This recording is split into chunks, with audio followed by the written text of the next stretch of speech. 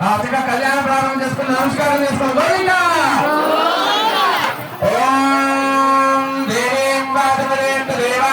విష్ణురూప పశువాలందే తారాందే నమో చంద్రా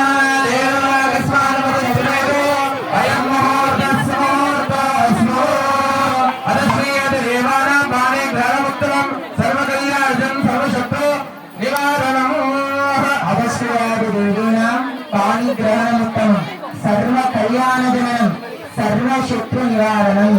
ఈ కళ్యాణం మనం ఎందుకు చేసుకుంటున్నాము? ఎవరికైనా తెలుసా?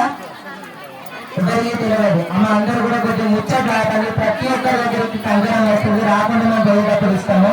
కొంచెం ముచ్చట్లాపండి. కంకణాల గురించి ఇట్లా ముచ్చట్లు పెడితే మంచి ఉండదు.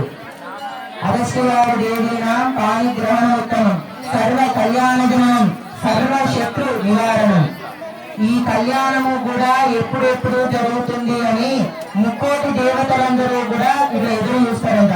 అగస్త్యవాదేవైనా పాణిగ్రహణోత్తమం సర్వ కళ్యాణజనం సర్వ శత్రు నివారణం.